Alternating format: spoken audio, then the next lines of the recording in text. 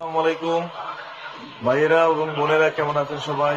ইনশাল্লাহ আপনাদের জন্য দোয়া করি আপনারা সবাই ভালো আছেন এবং ভালোর পক্ষে। সৌদি আরবে আমরা দেশ থেকে অনেকেই আইসা বিভিন্ন ধরনের কাজ খুঁজি বা কাজ পাই না। আমরা কাজ না জানার কারণে, কাজ না শেখার কারণে সৌদি আরবে আসার পরে আমরা কাজ খুঁজে পাই না। কিন্তু দেখেন, আমরা অনেক দিন পর্যন্ত এখানে আসি, অনেক কিছুই আমরা বুঝি। আমরা শুধু এতটুকুই বুঝি, বাংলাদেশ থেকে যেই আসুক কোনো একটা কাজ শিখে আসলে এখানে কোনো একটা ব্যবস্থা হয়ে যায়। কারণ সবাই চায় তার যে লোকটা নেবে সে জন্য তার কাজটা জানে।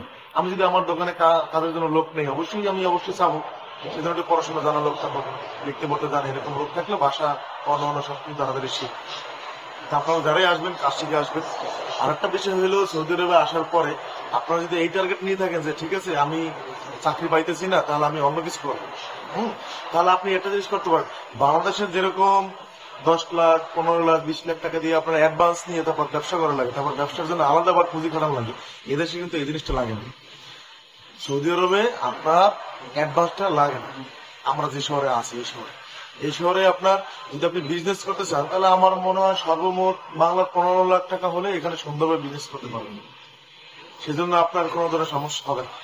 সৌদি যদি ভালো থাকে তাহলে কোনো সমস্যাই নেই। আপনি বাসা শেখার পরে আপনি এখানে বিজনেস শুরু করতে পারেন। আপনি যদি মুদির দোকান দেন তাহলে একটু বিজনেসের আপনার টাকার পরিমাণটা বেশি লাগবে। কত বাংলাদেশের সর্বোচ্চ 20 লাখ টাকা হলে এখানে আপনি মুদির ব্যবসা করতে পারবেন বড় সড়ো হলে। আর এখানে কোম্পানিরা বাকি দেয় এবং আপনার অনেক ভালোই বাকি দেয় আর কি, সমস্যা হবে না। আর একটা জিনিস হলো, আপনি সৌদি আরবে যদি ওরকম অ্যামাউন্ট না থাকে, আশেপাশে যদি কাজ জানা না থাকে, তাহলে আপনি পূরণ হইলে মোটামুটি ভাষা শিক্ষা হইলে আমি মনে করি আপনি ড্রাইভিং লাইসেন্সটা বানাবেন।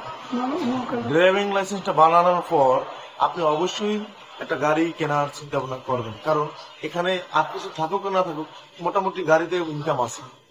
আমি দেখেছি এখানে অনেকেই অথেম থেকে মাল নিয়ে এসে তারপর দোকান দিয়া তারপর তারা জীবন এখানে ভালোই চলতেছে, তাদের জীবন খুব ভালোই চলতেছে, ইনকাম হইতেছে। বাংলাদেশে 1 লাখ 1.5 লাখ টাকা ইনকাম হয়।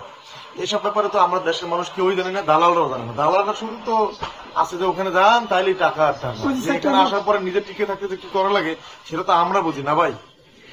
আপনারা বিদেশ যারাই আসবেন তারা অবশ্যই এই চিন্তা ভাবনা করে আসেন, যেখানে আসার পরে অবশ্যই ভাষা শিখতে হবে ইনশাল্লাহ। তারপরে হলো আপনার ড্রাইভিং লাইসেন্সটা বানাবেন। বিভিন্ন কোম্পানিতে বিভিন্ন ধরনের সমস্যা হইলে, কপিলের অনেক সময় সমস্যা হওয়ার পরে দেখা যায় তখন টাইম দিয়ে দেয়, 1 মাস 2 মাস পর আপনি কপালা হয়ে যান, অন্যত্র ট্রান্সফার হয়ে যান, তখন অবশ্যই আপনাকে কোনো কোম্পানিতে ট্রান্সফার হওয়া লাগে অথবা অন্য কোনো ভালো খুঁজে কাছে ট্রান্সফার হওয়া লাগে। তখন আপনি কি করবেন? আপনার যদি ড্রাইভিং লাইসেন্সটা থাকে তখন একটা ভালো কোম্পানিতে ট্রান্সফার হতে পারবেন। আগামার টেনশন নাই, কোন চিন্তা নাই, নিজে দেখে শুনে ভালো একটা কোম্পানিতে ট্রান্সফার হয়ে যাবেন। যারা বিদেশে আসবেন অবশ্যই কাজ জেনে শুনে আসবেন, কোনোটা কাজ শিখেন। গাড়ি ড্রাইভিংটা তো অবশ্যই শিখে আসবেন। বাংলাদেশ থেকে অবশ্যই আপনি একটা জিনিস শিখতে পারেন, যেটা চাহিদা সব থেকে বেশি আমি মনে করি, মোবাইল মেকানিক।